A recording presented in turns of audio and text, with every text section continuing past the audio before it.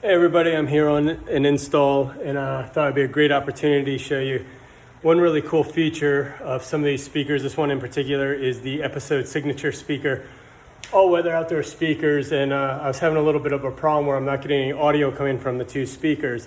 Luckily it's a wiring problem, but what I like about this, I'm gonna put the phone down here, is most speakers you would need a drill, to take out all the dog ears that hold the speaker into the ceiling.